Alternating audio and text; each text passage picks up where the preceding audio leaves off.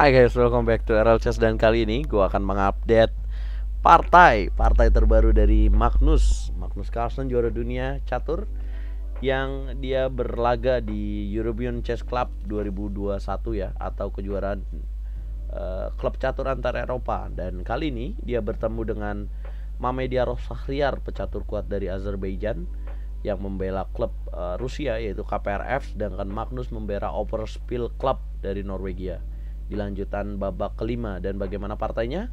Langsung saja kita cekidot, dan please jangan di skip iklannya guys.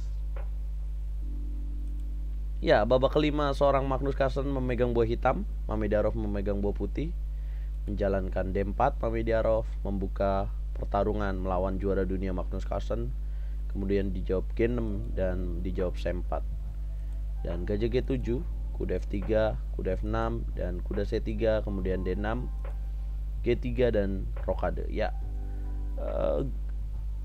opening yang digunakan Magnus Carlsen dalam menghadapi Mamediarov ini disebut dengan King Indian Attack ya teman-teman, atau King Indian Defense nih, yang sering juga menjadi andalan Magnus Carlsen ya. Dia sangat kuat di sini, dan pemain dunia lain yang menggunakan King Indian Defense adalah Teimur Rajabov. Dan selanjutnya di sini Mamediarov melanjutkan dengan variasi gajah G2, kuda C6, dan rokade dengan variasi gajah fianchetto juga. Kemudian E5, H3, dan benteng E8. Selanjutnya dorong D5 mengancam kuda di C6, kuda B8. Ya, kuda B8 mundur.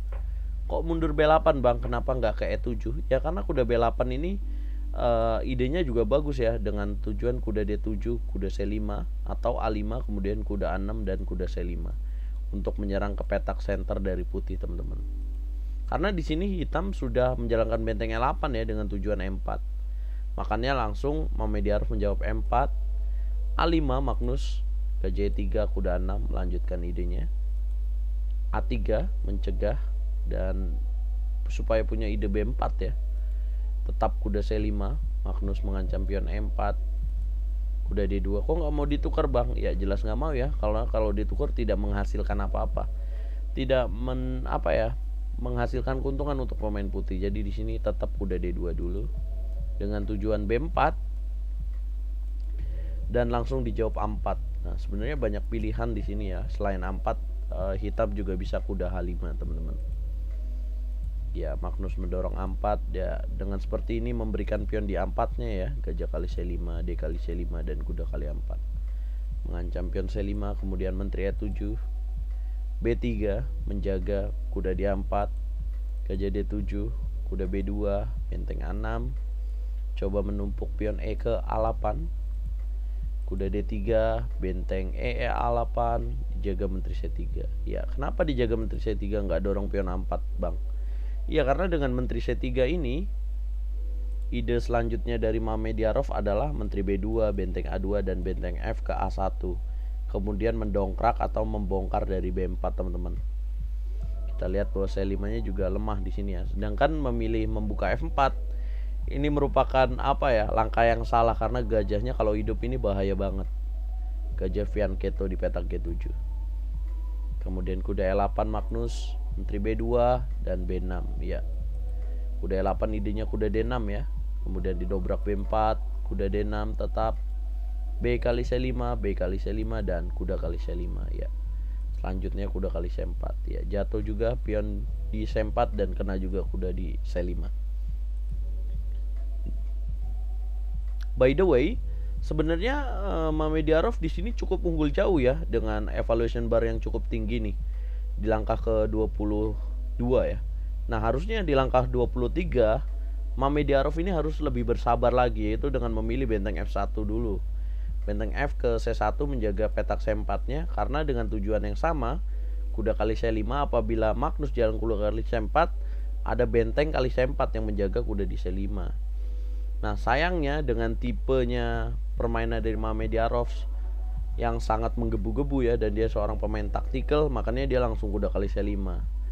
Tapi ya Magnus ya, dia akurasi langkahnya cukup bagus di sini, dan dia menghabiskan cukup waktu lebih banyak ya di sini. Waktunya tinggal 20 menit, sedangkan Mamediarov masih panjang nih. Tapi setelah itu kita bisa lihat nih, bahwa setelahnya Mamediarov dibuat overthinking. Kuda kali C4 nggak mau makan, menteri B4, kuda kali D2 dan makan benteng D6, menteri B4, A kali B4 ya. Ya, makan F1 dimakan gajah karena ini dalam posisi pinning teman-teman. Kemudian gajah F8 dengan tujuan mengancam pion di B4 dan punya ide juga gajah D6 ya. Kemudian benteng C1 karena kudanya udah mengancam petak C7, gajah D6, B5, benteng A7. H4 dan raja G7, gajah D3 dan F5 teman-teman.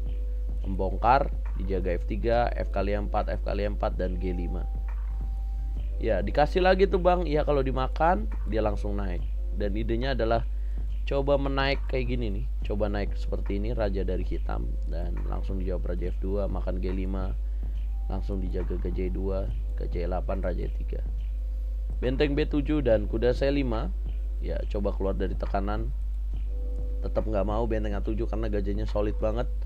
Dan bentengnya bisa OP ya kalau lepas dari kekuatan ini, makanya kuda 6 lagi. Ya, bolak-balik dua langkah yang sama ya, tapi di sini Mamediarov terus memaksa nih.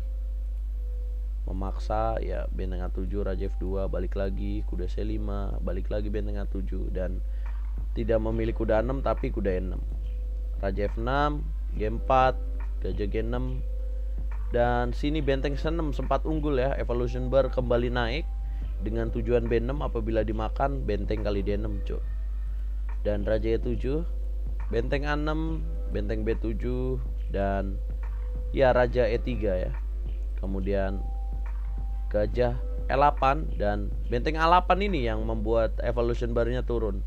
Seharusnya ada langkah bagus yaitu benteng A1 teman-teman. Dengan tujuan ya G5 kemudian mengancam pionnya dari sini teman-teman. Ya, sayangnya Mamediarov tidak memilih langkah itu. Mungkin karena tipe permainannya menyerang ya. Jadi kalau mundur ini dia agak nggak mau nih, dia nggak mau gitu. Padahal mundur untuk menang padahal. H6, raja F3, gajah kali B5, benteng kali B5 ya. Dan inilah cara Magnus keluar dari tekanan. Ya, terus memaksa untuk melepaskan pion di E4 ya Mamediarov. Dan ujungnya draw juga, G5 benteng G4, raja F3, benteng G1, cek H7, raja E4, benteng E1, raja F5, benteng F1. Maksa raja dari Mamediarov terbang dulu ya, terbang ke G6 baru didorong pionnya. Pion di E ini jadi pembeda teman-teman. Ya. Ya, dengan seperti ini draw ya teman-teman, jatuh pion di G5-nya. Ya, beneran draw sampai diadu bentengnya. Nah, inilah partai dari Magnus Carlsen di European Club atau pertandingan klub catur antar Eropa teman-teman. Liga Championnya catur ya. Dan teman-teman bisa melihat sendiri bahwa ya Magnus sebenarnya posisinya nggak enak sih tadi di langkah di permainan tengah tadi ya. Sempat ketinggalan satu pion tapi dia bisa keluar dari tekanan. Dan ya itu bedanya Magnus sama yang lain, bahwa di saat kritikal dia mampu menemukan langkah yang tepat. Sedangkan Mamediarov tadi kurang tepat dengan memakan pion di kuda kali C5 teman-teman.